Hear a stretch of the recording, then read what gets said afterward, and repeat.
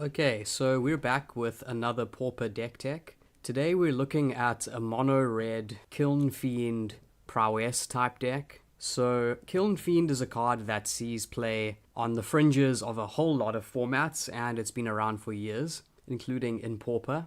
For those who might not be familiar with Kiln Fiend, it's 2 mana for a 1/2 creature that says whenever you cast an instant or sorcery spell, it gets +3/+0 until end of turn, which is a massive buff to power.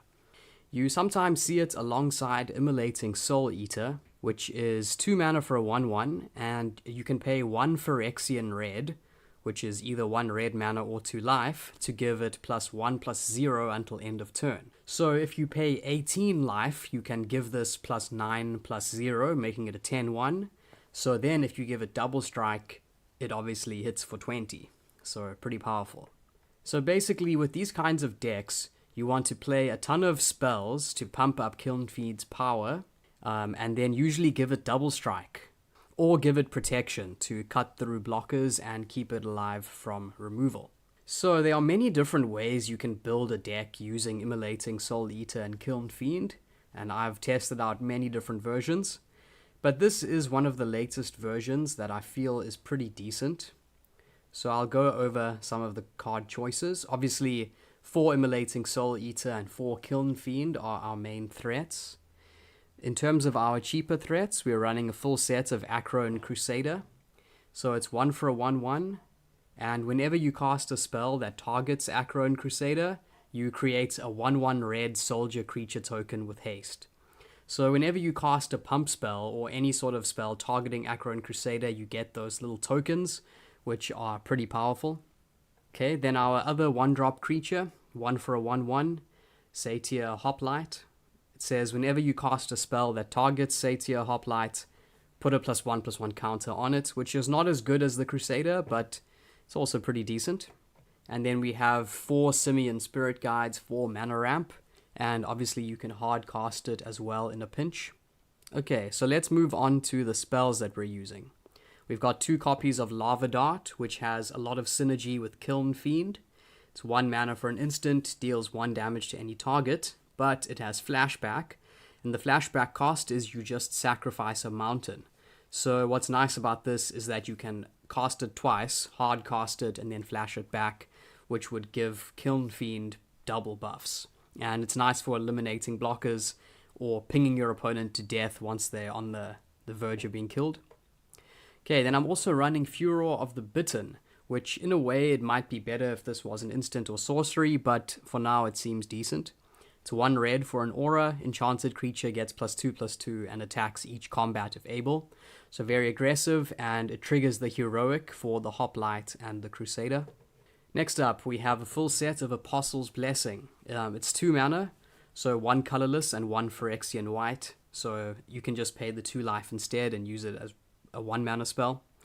It's an instant, and it says target creature or artifact you control gains protection from artifacts or from the color of your choice until end of turn. So this is great for keeping your creatures alive and also making them unblockable, which is 2 of the main things you want to do.